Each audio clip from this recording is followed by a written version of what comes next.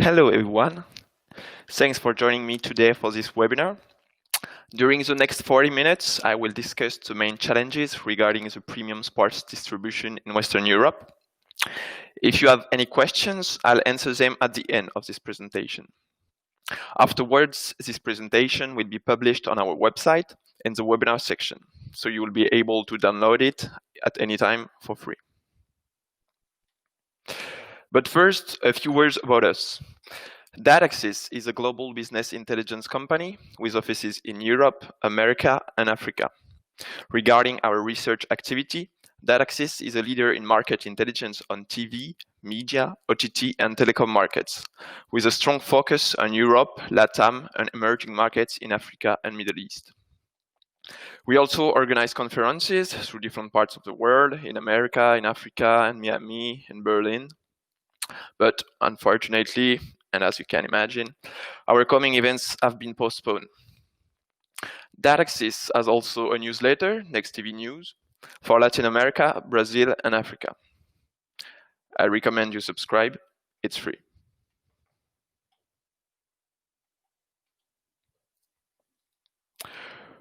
Furthermore, we recently launched a new data on demand service with dynamic reports on TV, OTT, and telecom markets by country. If you sign up now, you get 3 free credits to try and download data for the markets you're interested in. So don't miss this opportunity. So, premium sports distribution strategies in Western Europe. Just to be clear right away, Nordic countries are not included in our presentation. So I'll address different topics, the market structure and competition, the distribution reach and financials of some actors, and the different strategies according to the type of actors. But first, let's start with a few elements of background on the sports media industry. You might know that over the last decade, sports rights have enjoyed a substantial growth. Why? Well, it's correlated to the growth of pay TV over the years, for which live sports has been arguably one of the biggest contributors. And that for 2 reasons. First, sports is high engaging content, so it's a key driver to subscriptions with significant packages with high ARPUs.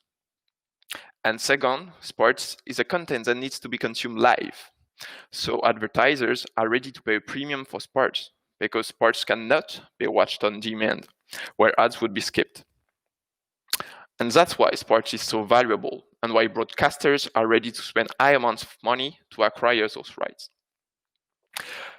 Now, if you also add some telcos trying to enter the game, you get an even more fierce competition, hence the escalation of the rights fees over the last decade. On this graph, you can see the evolution of the domestic rights for the top 5 European soccer leagues over 3 cycles. Why those competition especially? Well, because in each of those markets, and in Western Europe in general, football is king and dominates the media rights landscape. And the domestic top-tier soccer league is always the most valuable property.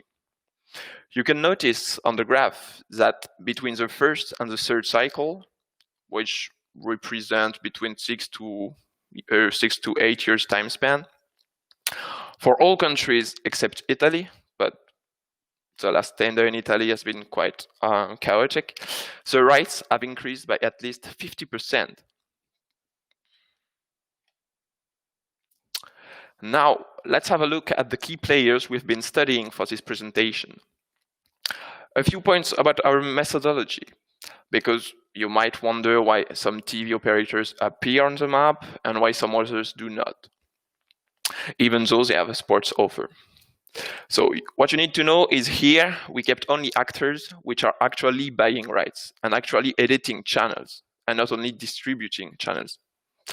An example would be Orange in Spain. They do have a football offer, but it consists of Telefónica's Movistar channels and Mediapro's Gold channel. A second element about our methodology is the fact that we picked actors which have a premium offer, meaning Tier 1 sports. For example, you will see that Eurosport is not on the map.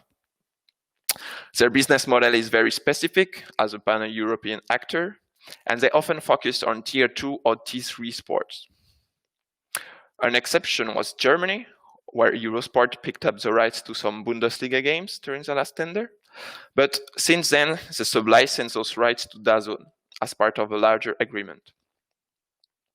Now, when looking at the map, you can observe that in each country, the premium sports offer is fragmented for the consumer, as the landscape is composed of a very minimum of 2 or 3 players of different kind.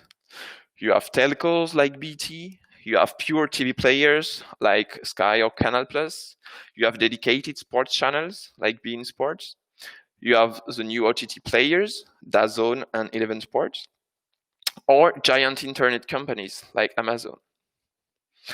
This diversity of actors can also testify of the intense competition on this market and also contribute to explaining the inflation of rights fees. Nowadays, one of the most discussed topics related to the TV industry is the competition that might exist between SVOD and pay TV. Here, in Western Europe, this opposition has not translated into facts as much as it did in the US. Indeed, you can see on the graph that the pay TV market didn't really suffer from the development of SVOD. We can even notice a very slight growth, both in terms of subscribers and revenues, but still far away from those in SVOD. One reason for the good health of pay TV is that ARPUs are in Europe not as high as in America, for example. So we don't have yet a high cord-cutting trend as in the US. So until 2019, SVOD hasn't really represented a deadly threat to pay TV operators, and its growth didn't come at the expense of pay TV. The growth potential of pay TV is just becoming more and more limited and seems to have almost reached a saturation point. Furthermore, this growing penetration of OTT and SVOD services has led right holders, so meaning clubs, leagues, federations, to consider launching their own D2C offers that can be aimed either at really highly dedicated fans who are willing to pay more to have access to more content. For example, the NBA League Pass, Formula One TV are the most famous. Or intending to fans living in markets where the access through the traditional pay TV broadcasters is limited or even non-existent. It's especially true for niche sports or Tier 2 or Tier 3 sports. Because with the rise of the fees for premium sport, that we've seen in the previous slides, their task to secure a good TV coverage and exposure becomes even more difficult because broadcasters, having to pay more from premium rights, then tend to rationalize their investment on non-premium sports, which are not key driver to subscriptions. In Western Europe, it has been especially the case, for example, for handball or volleyball leagues or federation. Many of them launch an OTT product. On the long term, this could lead to a disintermediation of the sports offer, meaning broadcasters could be squeezed out of the process. But that's really only on the very long term. Indeed, right now, such offers are not designed to directly compete with broadcasters, because launching an OTT platform and D2C offer require a skill set totally different from what rights holders are used to do. Not only you need to invest in the development of your platform, with all the technological and user experience challenges that it implies, but then, once your platform is created, you have to manage the promotion, the distribution of the platform, the billing relationship with the client, and so on and so on. Many duties that broadcasters, on the contrary, are used to handle every day. So launching such an offer represents a huge risk for rights holders because they have to renounce to their current business model with broadcaster or agencies, which has worked quite well so far and has guaranteed them a fair amount of money. So that's why this solution is right now more a complementary offer to the content provided by traditional pay TV broadcasters. Many leagues are considering it, are thinking about it right now, but they still need to weigh the pros and cons. Now, let's come back to the football rights value. We've seen that it has significantly increased over the last 10 to 15 years. For several soccer leagues, it has even passed the symbolic milestone of 1 billion euros per season. 1 billion euros. It seems gigantic, but it remains a raw figure, and a raw figure always needs to be put into perspective. Let's take the example of Spain.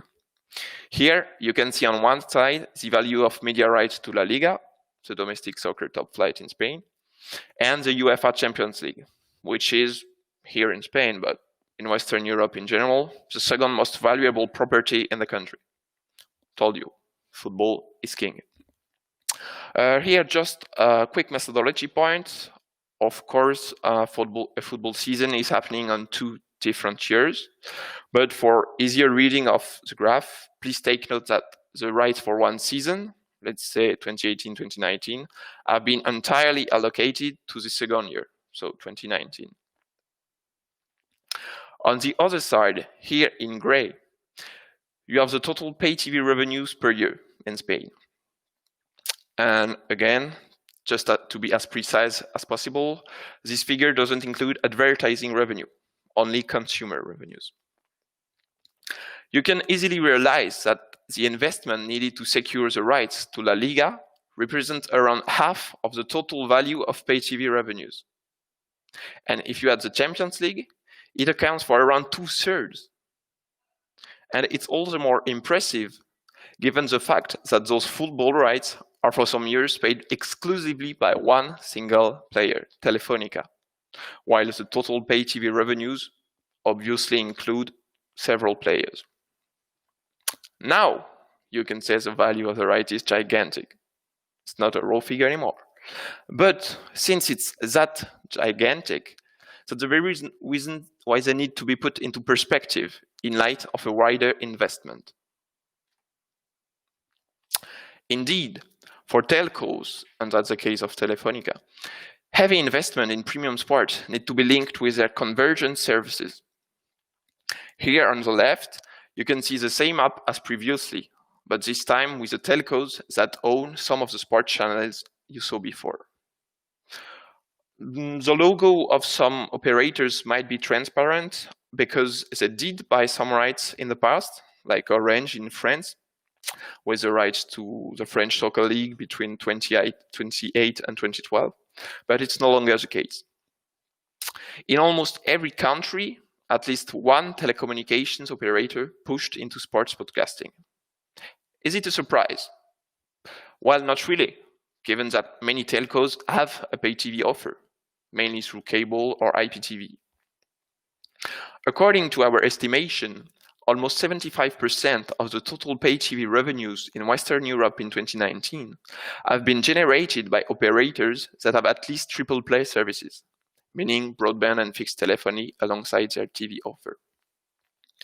And not only convergent operators account for a high majority of the total revenues, but their growth in revenues is also much higher than what pure TV operators have experienced, around 2% against around -4%.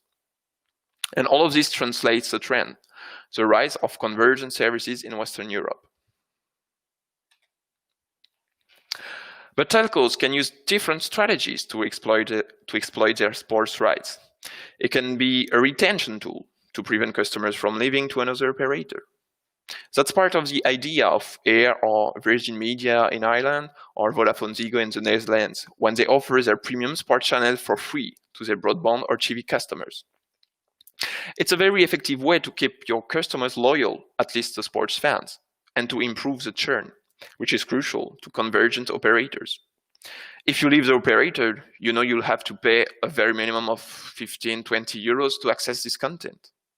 But it's not only about retention, because you can have the reverse thinking. Why would I keep paying 15, 20 euros minimum for sports when I can get it for free by another operator? So it can also attract new customers. But many telcos don't offer the channels for free. If we take the example of Telenet in Belgium, around 30% of their total TV base have access to Telenet's Play Sports package. And Play Sports accounts for around 9% of Telenet total TV revenues. The objective of sports here is to provide customers with an enriched TV experience with premium entertainment content. And that's what it's all about, content. In focusing on the improvement of your service's value, quality, and differentiation through the ownership of exclusive premium content, telco's objective is not only to drive churn reduction, first, but also to gain subscribers, second, while increasing the average ARPU among high-value customers, third. High-value customers that are ready to buy all-in-one packages around 200 euros a month. And the inflation of the rights fees has made this opportunity even more attractive, since in recent years, premium sports coverage tend to disappear from free-to-air channels, which paves the way for additional growth in the pay TV market. Indeed, rights fees are reaching such high levels, as we saw, that it becomes financially unrealistic for commercial or public broadcasters to compete. This phenomenon is getting more and more common for the coverage of UEFA Champions League, for example, in France or in Spain.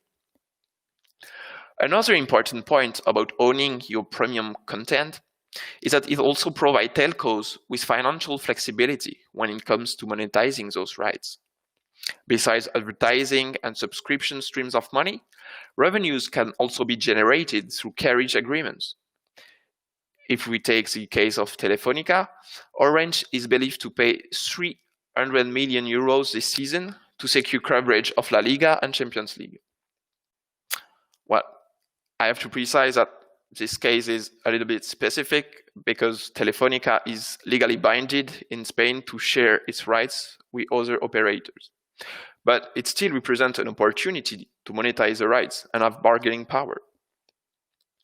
The exact same goals are pursued when producing your own original content. It's exclusive, it's adapted to your local audience, and therefore, it's more likely to boost your audience and increase your customers' loyalty. And just like for sports rights, you can still monetize it through international sales to foreign broadcasters. Actually, for content, there is a third strategy pillar to secure premium content, which would be partnerships with content providers. Should it be SVOD platforms, movie studios, channels? But I'll get back to that later. Since about 5 years, the sports media landscape has been partially disrupted by the arrival of new OTT players on the market. The most famous one being DAZN and 11 Sports Network, but I could also mention Rugby Pass or Flow Sports. For those of you who are not really familiar with these players, their offer is dedicated to sports and aggregates sports ranging from Tier 1 to Tier 3, depending on the country. They are platform agnostic and are building apps to maximize their reach potential on every possible platform and device, on mobile through iOS or Android, or through smart TVs, for example. But if they usually start as OTT only, they try after a year or two to find distribution agreement with traditional pay TV broadcasters. You will ask me why? Why? This may sound like a paradox, since their very first objective is to compete with those traditional broadcasters and to benefit from the increasing trend of digital content consumption and tackle the decreasing popularity of TV among younger audience. So why? Well, the thing is, it's not really that easy in the case of live sports, which people still prefer to consume on TV. OTT players do have disrupted the markets in terms of price, offering access to sports for a significantly lower price than a usual sports TV package. They have disrupted the market in terms of accessibility, meaning on every possible device, at any time, at any place. They're also using innovation to provide more engaging experience with shared viewing tools or features with sports betting companies that are directly integrated to the app, for example. But they still face challenges to offer the consumer what he really expects in terms of rights portfolio and coverage quality. Their rights portfolio are often not as complete as packages you can find by a TV operator. And they also have to tackle feed quality issues with latency, buffering, or picture quality. The gradual adoption of 5G in Western Europe should help, yes, but it will require several years. And that's why, despite significant investment, OTT players are still experiencing difficulties to grow their subscribers base and maximize their exposure. And therefore, it becomes crucial to them to find agreements with the good old traditional TV broadcasters. Of course, reaching those agreements is way more easier when you have premium right to bring to the table.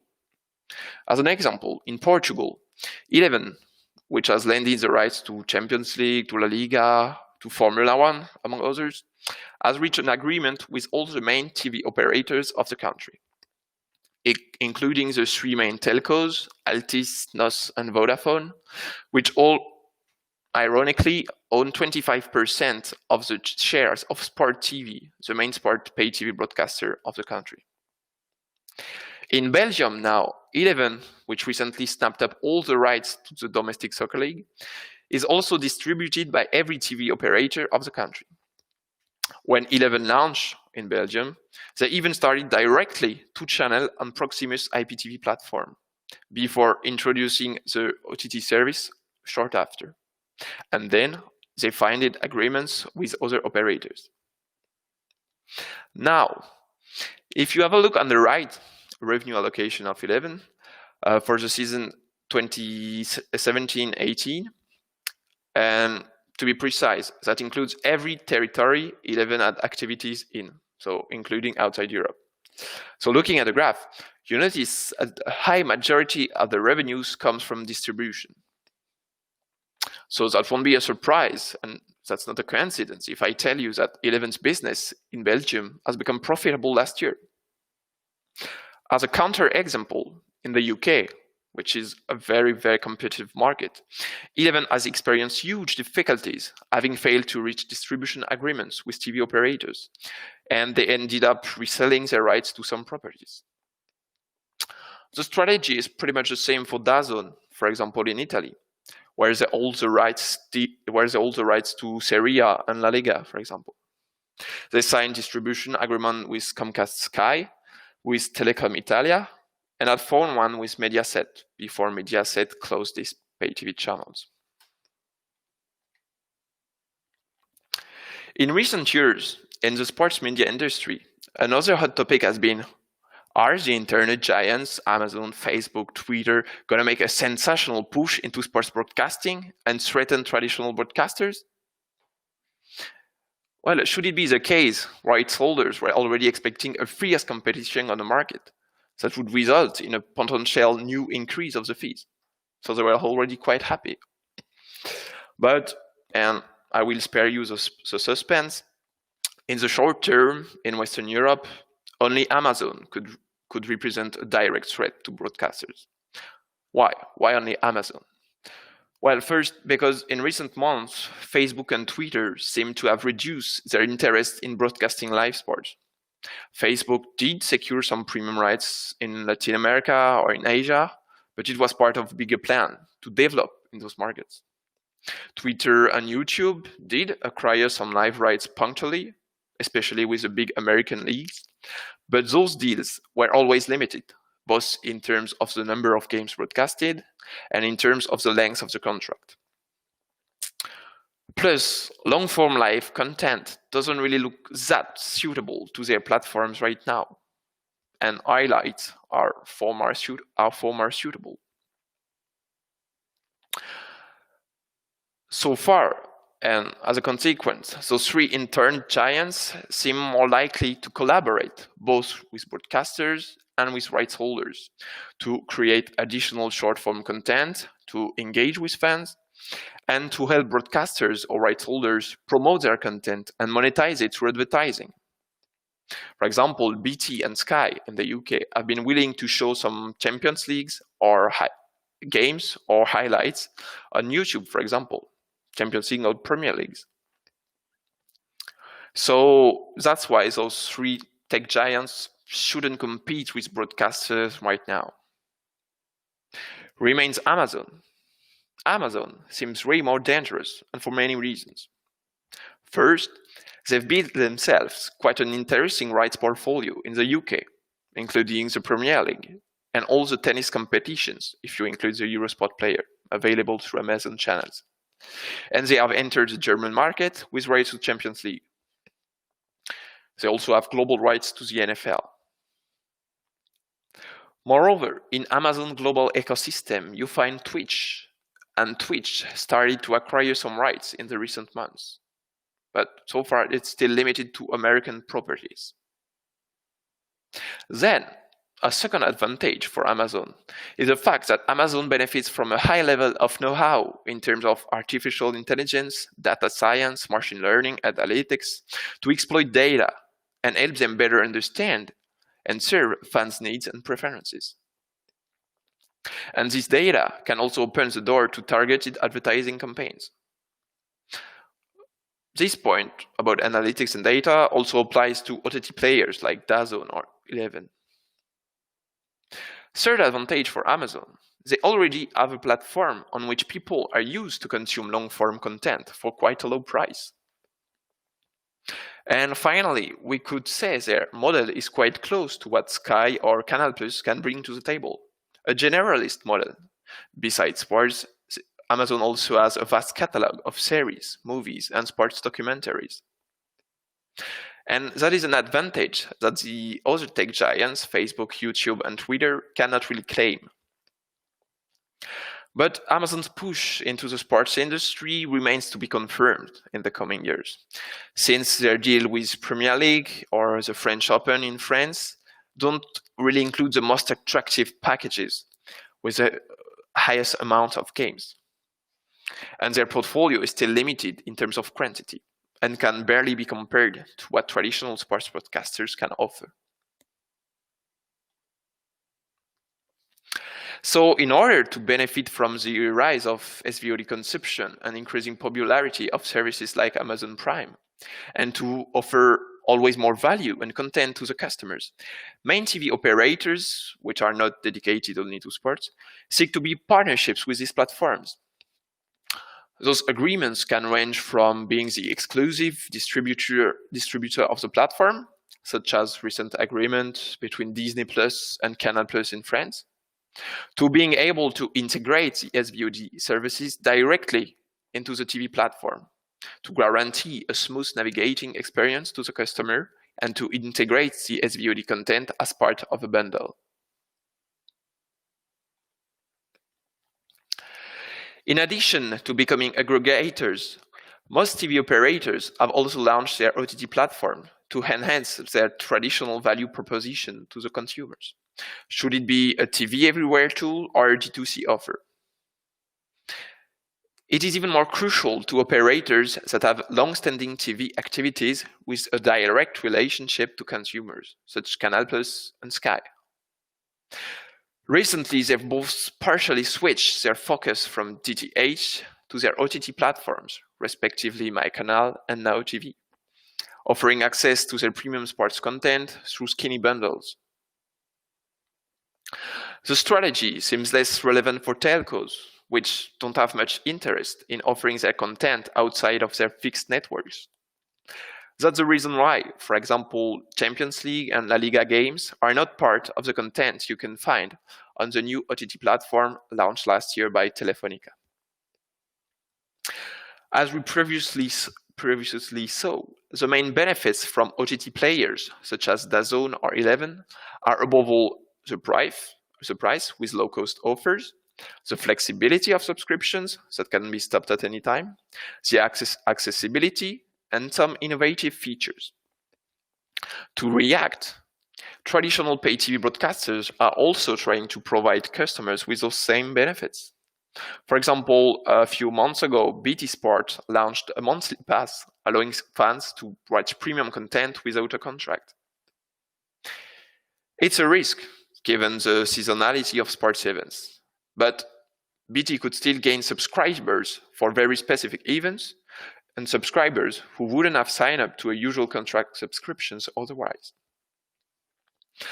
Broadcasters also try to develop personalized content tailored to superfans' needs to consume sports differently. For instance, Canal Plus launched 2 new channels dedicated to French rugby top flight top 14 and to Premier League, available on the MyCanal platform. Finally, investments made by TV operators on new technologies such as 4K, cloud-based recorders, to improve the user experience also applies to sport. It includes AI, AR, to deliver immersive sports experience, so combining live footage with data, statistics, graphs. It is also related to the way sports coverage is produced with a greater number of camera feeds. As many aspects that broadcasters can invest and focus on to deliver the most immersive and engaging viewing experience. In conclusion, to deal with the rise of OTT players, traditional premium sports broadcasters have therefore been forced to take measures, adjusting their pricing strategy, their bundles, and the watching experience they're offering to the fans. But in the short term, overall, incumbent broadcasters should remain more likely to keep a tight grip on premium sports rights. Fans are still consuming live sport mostly on TV. Pay TV operators can afford to spend more money on rights, especially telcos, which can amortize the rights fees with their convergent services. And these TV operators still have a deeper portfolio that go beyond sports. The COVID-19 situation has already affected every TV operator, pay or free. But it's obviously even more true for sports broadcasters.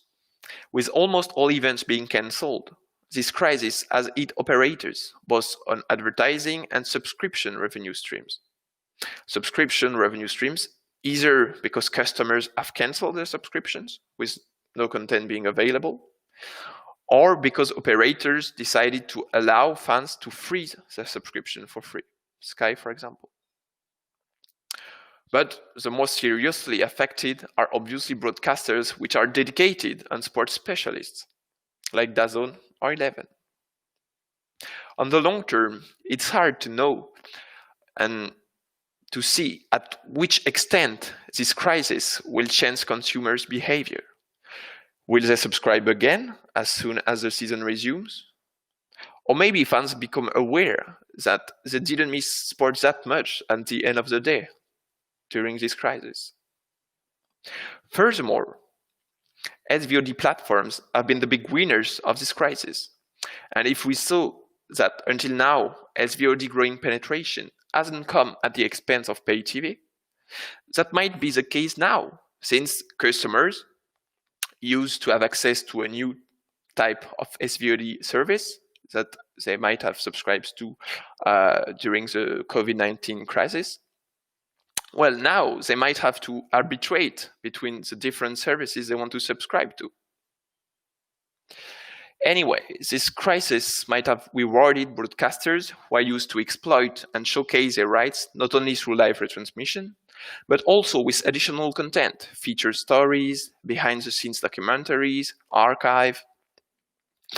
And it will be interesting to observe whether this crisis will have an impact on the value of the rights in the next tenders or not. If we're not sure yet about the consequences of COVID-19, for piracy, however, it's a different debate, because piracy has become a thorny issue for the sports industry. Why piracy? Well, it's easy, because it jeopardizes the exclusivity of the rights owned by broadcasters, so that customers having access to pirate streaming feeds might renounce to their legal sports subscriptions, or at least to renounce to the most complete package offered by the operator. And as a consequence, this would negatively affect the number of subscribers and the ARPU, and so the revenues, and therefore decreasing the value of the rights to broadcasters. And if this happens, It would impact every member of the sports value chain, federation, leagues, clubs, even players. So with piracy, what it looks at first sight like a concern only to broadcasters is actually a threat to the whole industry. And if I said that the adoption of 5G will be positive for OTT players to help them fighting against latency or buffering, well, 5G won't have a positive effect for piracy, because 5G could even make illegal streaming easier. So control of the content will be crucial in the coming years. But it seems there is growing awareness about piracy, and that all actors of the industry seem now ready to collaborate in a common direction. Market consolidation or fragmentation?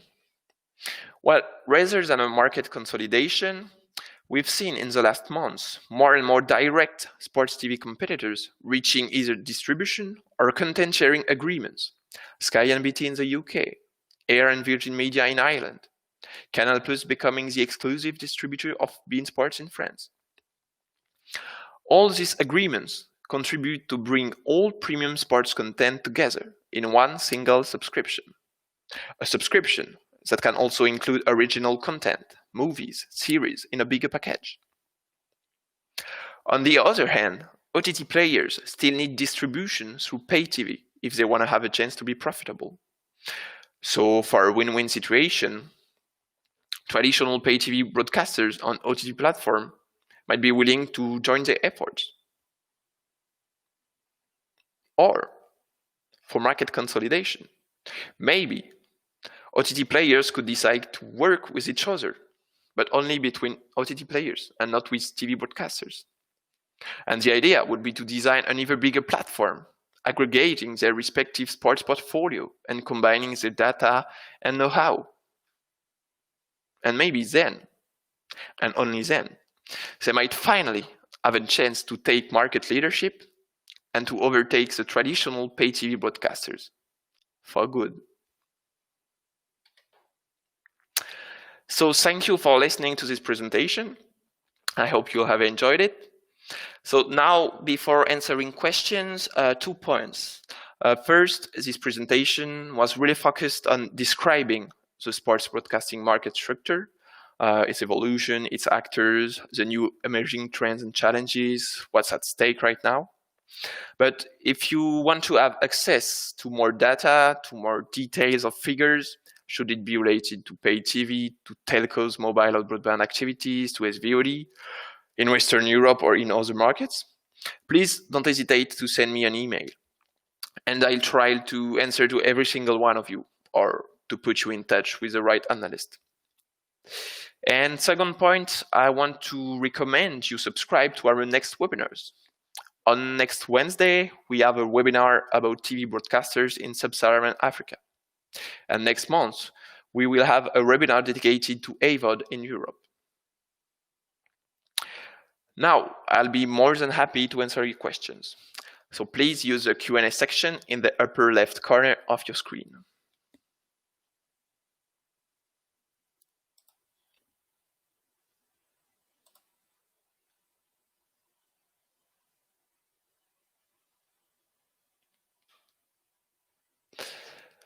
So will there be a replay of this webinar on demand? Yes, this webinar will be available on our website in the webinar section. So you can download either the presentation or have access to the recording, again, at any time for free.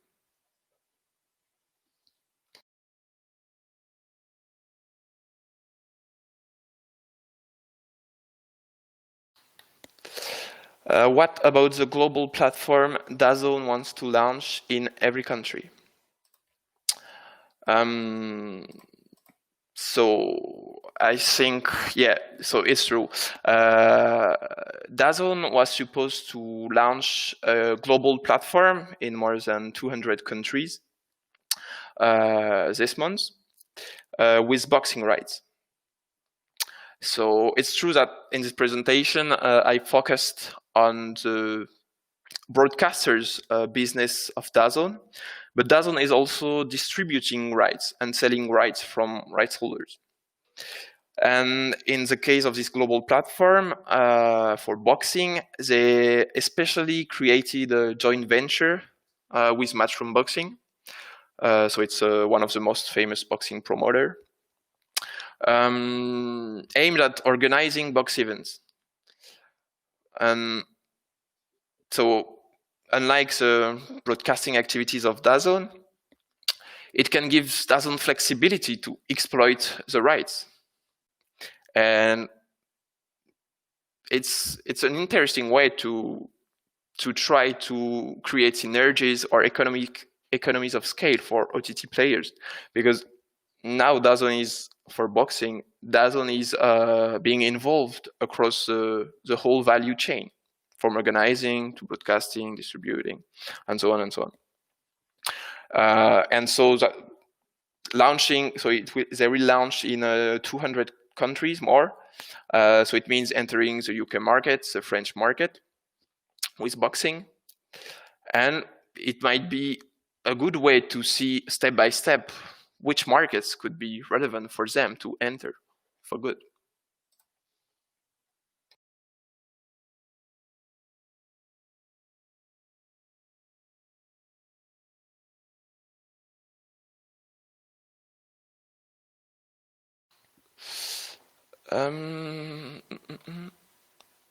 Can you please expand about the concept that telcos buy premium sport content as part of a wider marketing strategy? Well, the thing is, with telcos, when they create their sport channels, they don't necessarily need to be profitable, because for them, the idea is more to drive churn reduction and to keep customers loyal. Because for them, the ARPU is not only a single sports package, like for 20 or 25 euros. The ARPU is also made of what they're offering in eventually mobile or broadband or fixed telephony. So at the end, it's high value customers, and the package is not only 15 or 20 euros. It could be for all-in-one package, like more than 100 euros, 200 euros all-in-one package. So that's why telcos use sports as a marketing tool, either to keep customers, to attract new ones, and to attract new ones with higher ARPUs.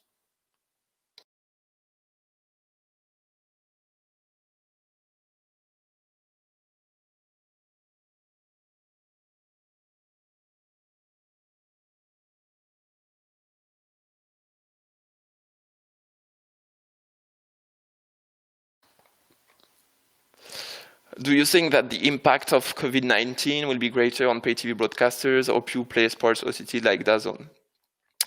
Well, I guess it will be greater on pure play sports, because when all sports events are cancelled, they have almost no content to offer to the consumer, except maybe some archives, some behind-the-scene documentaries, some interviews.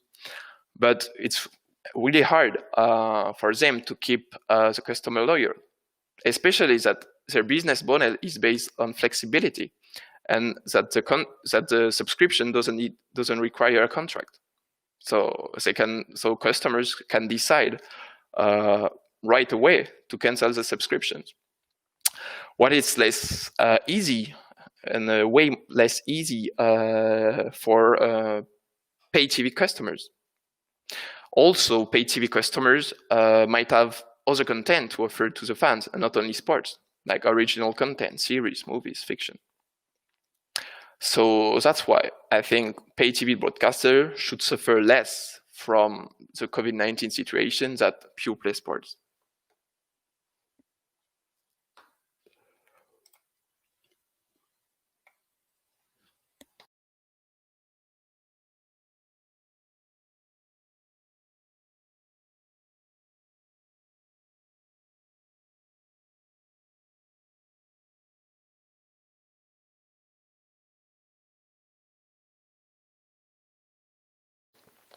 So unfortunately, I can't take any more questions, but I see that you have a lot.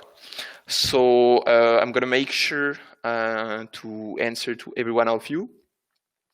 If you need more details on a specific topic or if you have further question, you please don't hesitate to send me an email to this address.